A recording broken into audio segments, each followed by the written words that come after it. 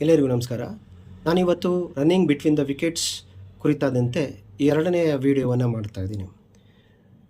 ನಾನು ಕಳೆದ ವಿಡಿಯೋದಲ್ಲಿ ಹೇಳಿದ್ದೆ, ಬ್ಯಾಟ್ಸ್ಮನ್ಗಳು ಇಬ್ಬರಿರ್ತಾರೆ ಮೈದಾನದ ಒಳಗಡೆ. ಒಬ್ಬ ಸ್ಟ್ರೈಕರ್ ಬೌಲರ್ನ ಬೌಲಿಂಗನ್ನು ಎದುರಿಸುವಂಥವನು, ಇನ್ನೊಬ್ಬ ನಾನ್ ಸ್ಟ್ರೈಕರ್ ಅಂಪೈರ್ನ ಪಕ್ಕದಲ್ಲಿ ರನ್ನಿಗಾಗಿ ನಿಂತಿರ್ತಕ್ಕಂಥವನು. ಸ್ಟ್ರೈಕರ್ನಲ್ಲಿ ಆಡುವಂತಹ ಆಟಗಾರ ಚೆಂಡನ್ನು ವಿಕೆಟ್ನ ಮುಂದೆ ಹೊಡೆದಾಗ ಆತ ಕಾಲ್ ಮಾಡ್ತಾನೆ, ಆತ ರನ್ಗಾಗಿ ಕರೀತಾನೆ. 22 ಯಾರ್ಡ್ಗಳು ಇರುತ್ತೆ. ಆ 22 ಯಾರ್ಡ್ಗಳ ಮಧ್ಯದಲ್ಲಿ ಇಬ್ಬರೂ ಕೂಡ ಆ ಕಡೆಯಿಂದ ಈ ಕಡೆ ಹೋದರೆ 1 ರನ್ನನ್ನು ಪೂರೈಸಿದ ಹಾಗಾಗುತ್ತೆ. ನಾನ್ ಸ್ಟ್ರೈಕರ್ ವಿಕೆಟ್ನ ಹಿಂಭಾಗದಲ್ಲಿ ಚೆಂಡು ಹೋದಾಗ ಕರೆ ಮಾಡ್ತಾನೆ. ಓಡಿ ಎನ್ನುವಂಥ ಕರೆ ಬರುತ್ತೆ, ಎಸ್ ಆರ್ ನೋ ಅನ್ನುವಂತಹ ಒಂದು ಕರೆ, ವೇಟಿಂಗ್ ಆನ್ ಅನ್ನುವಂಥ ಕರೆ, ಇವೆಲ್ಲ ಬರುತ್ತೆ. ಯೂಶಲಿ ರೈಟ್ ಹ್ಯಾಂಡ್ ಪ್ಲೇಯರ್ ಆಗಿದ್ದರೆ, ಅಂದರೆ ಬಲಗೈಯಲ್ಲಿ ಫೀಲ್ಡಿಂಗ್ ಮಾಡಿ ಎಸೆಯೋ ಒಬ್ಬ ಆಟಗಾರ ಇದ್ದರೆ ಅವನ ಎಡಭಾಗಕ್ಕೆ ಚೆಂಡು ಚಲಿಸಿದ್ರೆ ಓಡೋದಕ್ಕೆ ಪ್ರಯತ್ನಿಸ್ತಾರೆ. ಎಡಗೈ ಆಟಗಾರ ಇದ್ದರೆ, ಎಡಗೈಯಲ್ಲಿ ಫೀಲ್ಡಿಂಗ್ ಮಾಡಿ ಎಸೆಯುವಂಥ ಆಟಗಾರ ಇದ್ದರೆ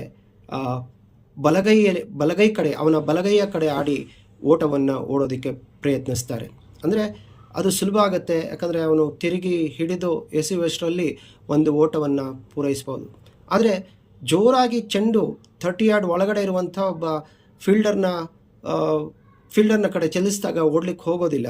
ನಿಧಾನಕ್ಕೆ ಚಲಿಸಿದ್ರೆ, ಫೀಲ್ಡರ್ ಸ್ವಲ್ಪ ದೂರ ಇದ್ದರೆ ಒಂದು ಓಟವನ್ನು ಗಳಿಸೋದಕ್ಕೆ ಪ್ರಯತ್ನಿಸ್ತಾರೆ. ಒಂದೊಂದು ಓಟವೂ ಕೂಡ ಬಹಳ ಇಂಪಾರ್ಟೆಂಟ್, ಒಂದೊಂದು ರನ್ನು ಕೂಡ ಬಹಳವಾದಂತಹ ವ್ಯತ್ಯಾಸವನ್ನು ಪಂದ್ಯದ ಮೇಲೆ ಬೀರ್ತದೆ.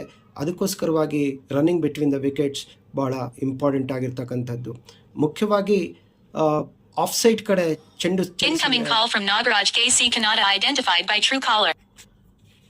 ಅಲ್ಲಿ ಚಲಿಸಿದ್ರೆ ಬ್ಯಾಟನ್ನು ಎಡಭಾಗದಲ್ಲಿ ಹಿಡ್ಕೊಂಡು ಸ್ಕ್ರೀಸನ್ನು ಮುಟ್ಟಿಸಿ ಓಡ್ತಾರೆ, ಯಾಕಂದರೆ ಕಣ್ಣುಗಳು ಬಾಲ್ನ ಮೇಲೆ ಇರಬೇಕು. ಅದೇ ಲೆಗ್ ಸೈಡ್ ಕಡೆ ಹೋದರೆ ಬಲಗೈಯಲ್ಲಿ ಬ್ಯಾಟನ್ನು ಹಿಡ್ಕೊಂಡು ಆ ಕಡೆ ನೋಡಿ ಓಡ್ತಾರೆ, ಯಾಕಂದರೆ ರನ್ ಇದೆಯಾ ಇಲ್ವೋ ಅನ್ನುವಂಥದ್ದು ಬ್ಯಾಟ್ಸ್ಮನ್ಗೆ ಗೊತ್ತಾಗಬೇಕು. ಹೀಗೆ ಇವರಿಬ್ಬರ ಮಧ್ಯದ ಹೊಂದಾಣಿಕೆ ಮುಖ್ಯ ಆಗುತ್ತೆ ರನ್ಗಳನ್ನು ಗಳಿಸೋದಕ್ಕೆ. ಇದು ತಂಡಕ್ಕೂ ಕೂಡ ಅನುಕೂಲ ಆಗುತ್ತೆ. ರನ್ಗಳನ್ನು ಈ ರೀತಿಯಾಗಿ ಕಲೆ ಹಾಕ್ತಾರೆ. ನಾನು ಹೇಳಿದೆ, ಎಲ್ಲ ಸಂದರ್ಭಗಳಲ್ಲೂ 4 ಮತ್ತು 6 ಹೊಡಿಲಿಕ್ಕೆ ಸಾಧ್ಯ ಆಗೋದಿಲ್ಲ ಅಂತ. ಸೊ ನನ್ನ ವೀಡಿಯೋಗಳನ್ನು ನೋಡ್ತಾ ಇರಿ ಅಂತ ಹೇಳ್ತಾ ನನ್ನ ಈ ವಿಡಿಯೋನ ಮುಗಿಸ್ತಾ ಇದ್ದೇನೆ. ನನ್ನ ಯೂಟ್ಯೂಬ್ ಚಾನಲನ್ನು ಸಬ್ಸ್ಕ್ರೈಬ್ ಮಾಡಿ. ಧನ್ಯವಾದಗಳು.